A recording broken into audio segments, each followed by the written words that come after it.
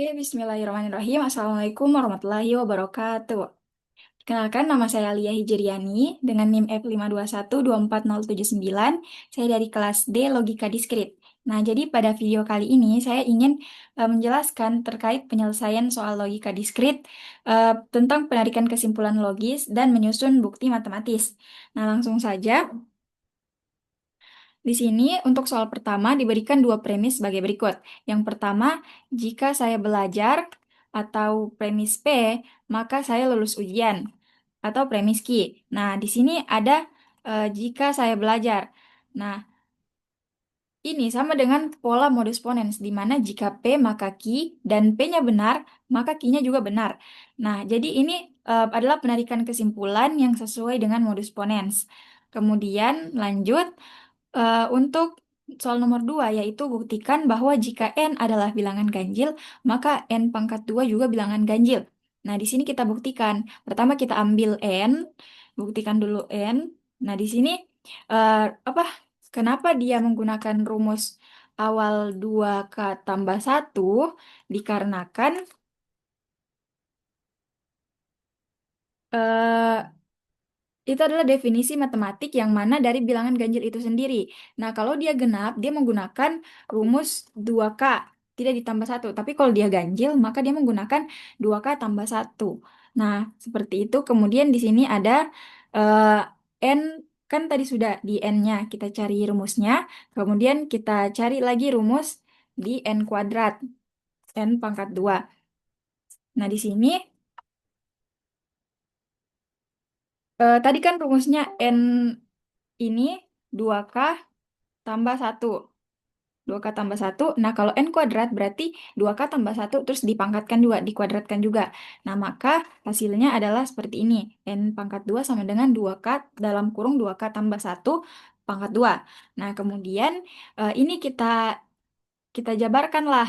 Nah, bentuk penjabarannya adalah sebagai berikut, yaitu 4K pangkat 2 tambah 4K tambah satu. Kenapa? Kenapa bisa seperti itu? Karena kan di sini pangkat 2. Nah, kita jabarkan. Di sini kita hilangkan pangkat 2-nya, tapi kita ganti dengan 2K, 2K ditambah satu juga.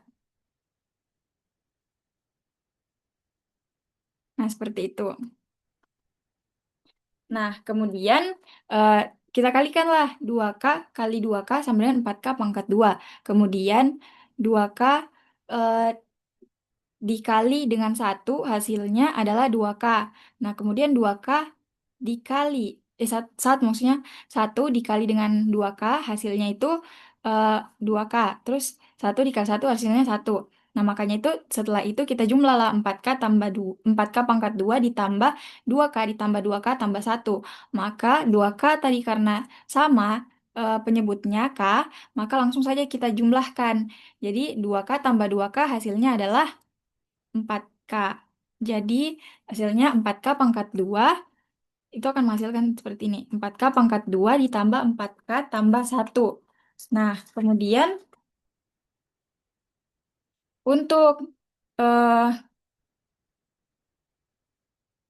selanjutnya, di sini ada N kuadrat, di mana 2 dalam kurung 2K pangkat 2 tambah 2K tambah satu. Kenapa di sini jadi seperti ini padahal tadi 4K?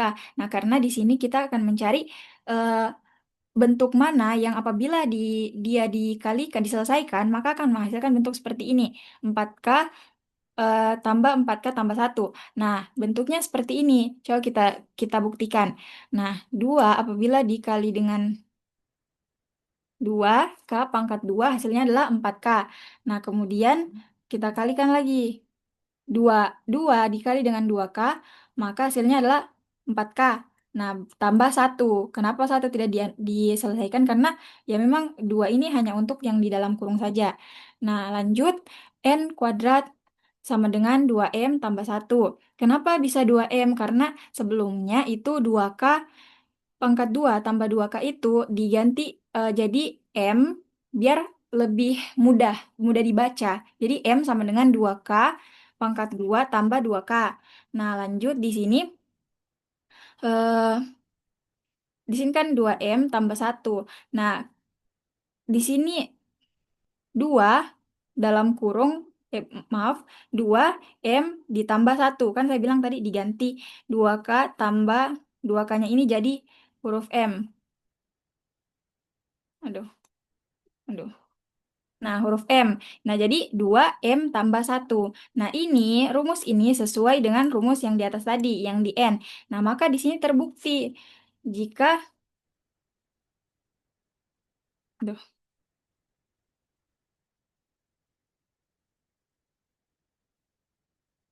maka di sini terbukti jika jadi jika N ganjil, maka N pangkat 2 juga ganjil. Dibuktikan dengan bukti langsung. Nah, lanjut di soal ketiga. Soal ketiga ini,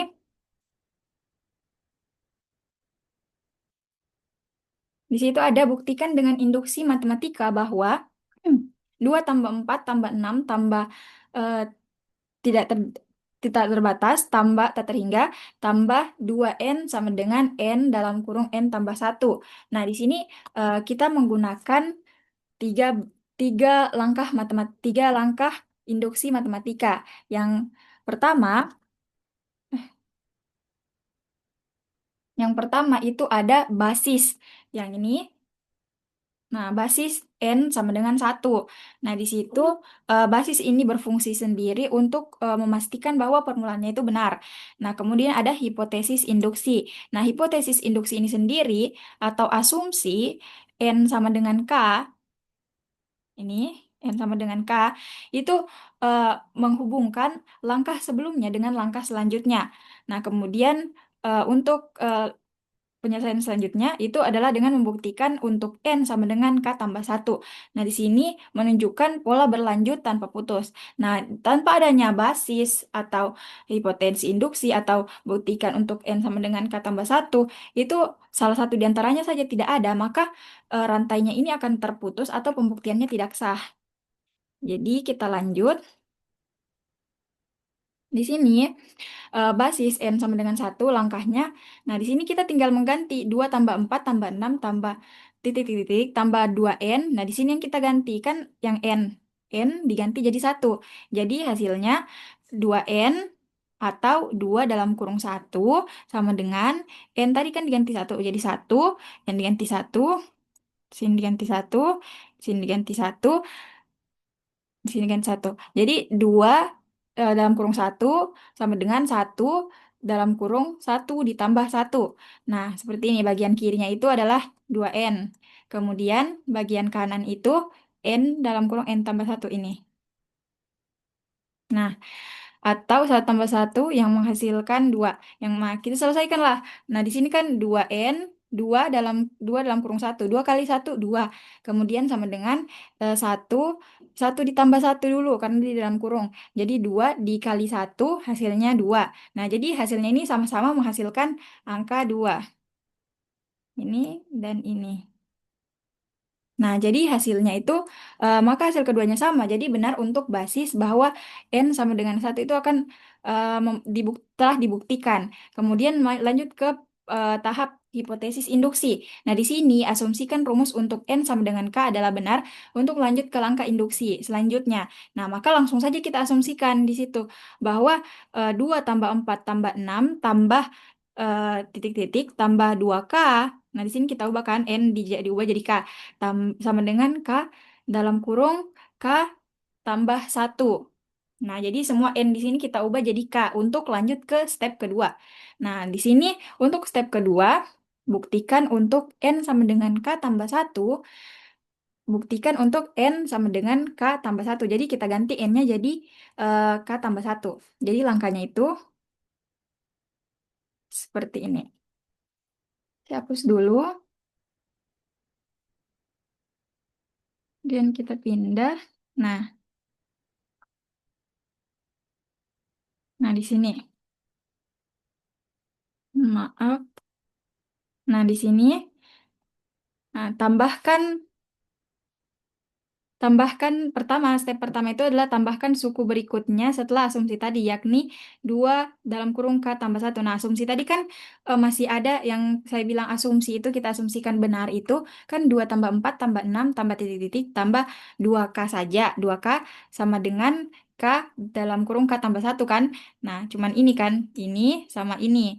Nah, di sini kita tambahkan asumsinya. Jadi, 2 dalam kurung K tambah satu. Jadi, di sini kita tambahkan 2 dalam kurung K tambah satu dan 2 dalam kurung K tambah satu.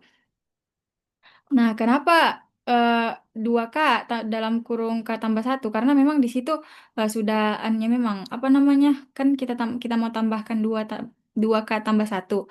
Nah, terus di sini keluarkan faktor K tambah satu dengan sifat distributif aljabar, yang mana A dikali B tambah A kali C sama dengan A dalam kurung B tambah C. Nah, dari sini A adalah K tambah satu. Kenapa? Karena kalian bisa lihat di sini. Nah, di sini kan bentuknya seperti ini. Jika tambah satu itu adalah A-nya, terus B untuk B-nya sendiri di sifat distribusi aljabar itu sebagai K dan C-nya adalah 2. Nah, di sini kan K tambah satu kan sudah termasuk di A. Nah, kalian lihat di sini kan sama polanya. Di sini kan A, terus di sini B-nya, terus K di sini kan A-nya, terus di sini C-nya. Nah, di sini kan sama polanya kan A kali B, A tambah A kali C. Nah, sama dengan A, A-nya tadi kan 3 tambah satu. Kemudian dalam kurung B tambah C, K tambah 2. Nah, seperti itu, seperti itu. Kemudian di sini karena eh, K2 sama dengan K tambah satu kan satu tambah satu kan 2 jadi sama saja kan. Jadi ceritanya kita uraikan, maka hasilnya adalah sama dengan K tambah satu dalam kurung lagi K tambah satu tutup kurung tambah satu. Nah, seperti ini kan bentuknya setelah kita uraikan.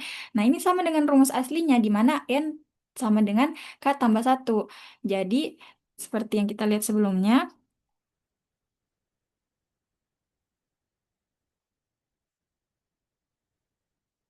Nah, rumus aslinya itu adalah mana tadi? Nah, ini. Di mana N sama dengan K tambah satu untuk 2 tambah 4 tambah 6 tambah titik-titik tambah 2N sama dengan N dalam kurung N tambah satu. Nah, di sini yang tadi di awal, nah ini. Ini kan coba kalau kita lihat ya, N ini kan diubah di sini, dibuktikan, diubah jadi K tambah satu. Jadi sama seperti ini. Penyelesaiannya ketika kita membuktikan bahwa N itu diubah K tambah satu. Jadi hasil akhirnya seperti ini. Nah, jadi rumus ini benar untuk N sama dengan satu. Jika benar untuk N sama dengan K, nah, maka benar juga untuk N sama dengan K tambah satu.